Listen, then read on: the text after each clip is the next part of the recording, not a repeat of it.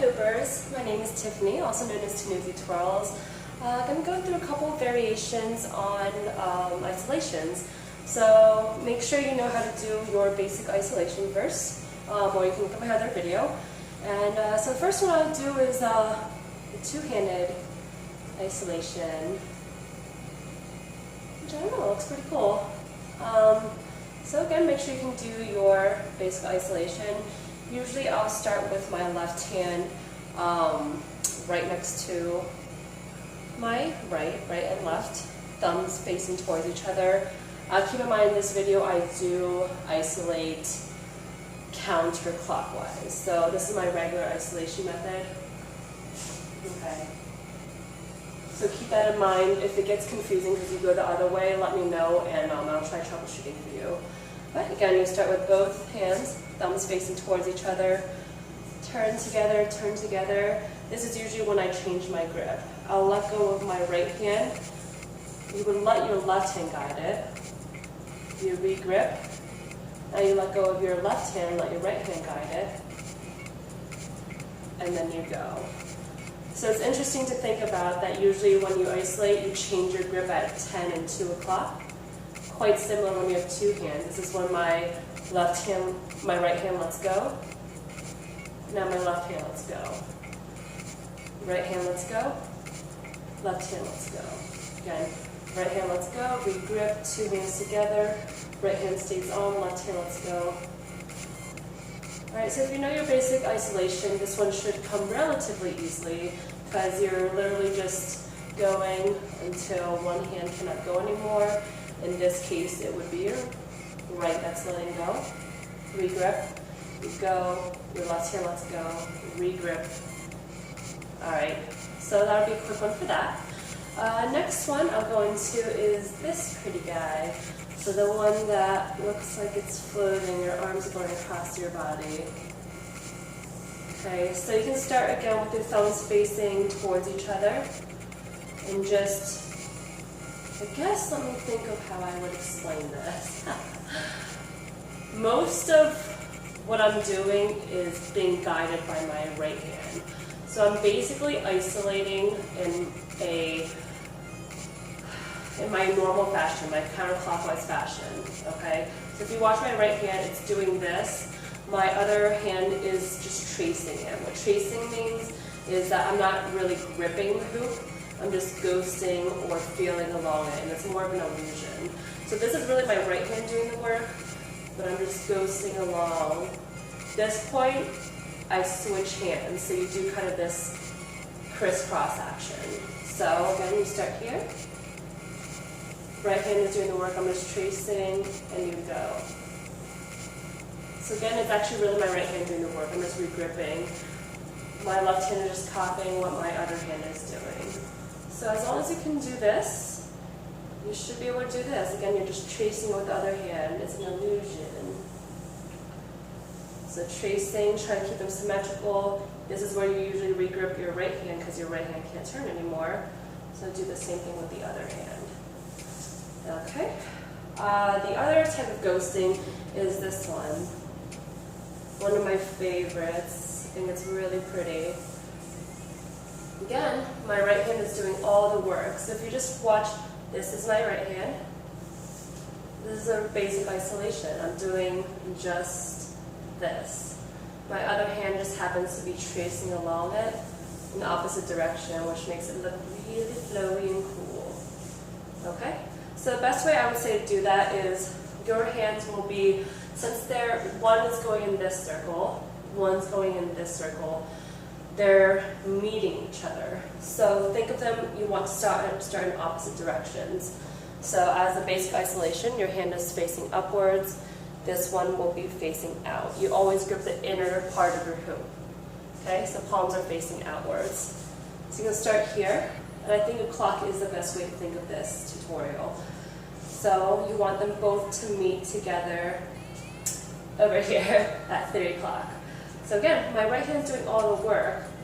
I'm just tracing my hoop along to meet each other.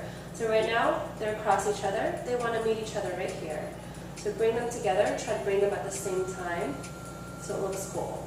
Again, only my right hand's doing the work. This one's just moving along. Okay?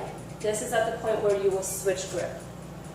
Your right hand's doing all the work, so what your left hand will do is just let go, re-grip, and move along until they're at 12 and 6 o'clock again. The same place where we started, but opposite hands are at opposite places. Now they want to meet over here on this little corner. Same thing, my right hand's doing the work, my left hand is just tracing and guiding. Another hand grip switch. Again, your right hand never lets go, so your left hand is the one that lets go. You'll let go, and continue.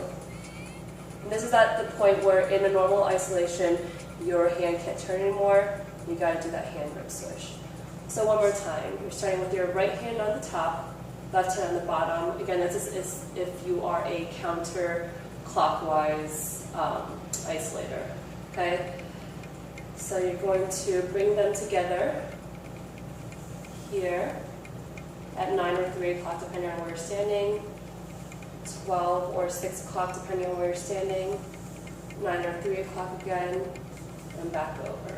And you can practice this very rigidly. You don't have to make it look smooth at first. Regrip, 6 and 12. Regrip, okay? Like that doesn't look very pretty, but you can just do that times. And eventually, you can try to make the moves flow together. But in the beginning, you can just think of that clock. Okay, I want to go here, here, here, here. Okay? So one more time. This is where you re-grip, let go of the left hand. Re-grip. Okay, and eventually it will look like this. So that's the other way. So what you can think about if you rotate the other way, if you are a clockwise person, if you normally isolate this way, it's going to be the same thing no matter what. Your dominant hand will never let go. Your other hand is just tracing. So anytime you need to switch a grip, it will be your non-dominant hand. Your hand that's always isolating will never let go. The other one is just tracing. So that's the reason, that's the one that you let go of. So again, I let go of my left hand, I let go of my left hand, and go. Okay, the last one I'll go through is, I guess it's called cat eye, the one that like goes this way on isolation, your horizontal plane. Make sure you can do that first. If you need a tutorial, let me know. But that will be your prerequisite. You gotta make sure you can do this little guy. Same idea, you're tracing it. So this is for this move. We make it look all fancy and cool. Okay? So again, all about tracing. This is the move I'm doing. The other hand is just tracing it along. So it's actually quite similar in that you trace it this way. Okay, so again, just watch my right hand is doing the same thing. The other hand is just floating or ghosting along it. Okay, so if you're starting here, you can start with your hand right on top there. Okay, so again, you're just kind of ghost along this while your other hand does all the work. So you're pushing it out, my left hand just following it, and you'll be in this position. Now you want to bring it back to the other side. You switch grip by letting go again of your left hand, your right hand never lets go. Here. This is where you switch grip again. Every time it goes to each other side, that's when you switch grip. So you switch grip. Now you're isolating to that side. Switch grip. Isolating this side. Switch grip. Isolate to that side. Switch grip. Isolate to that side. You switch grip. Isolate. Remember, what's my other hand doing? Just ghosting around it. Literally just following the hoop around. So if you have your right hand down, or this your main dominant hand down for this move, then just watch my non-dominant hand. So again, it's just following the hoop around. I hope that makes sense for you. I'm not sure if that's a very good way to explain it, but nevertheless, I hope that helps.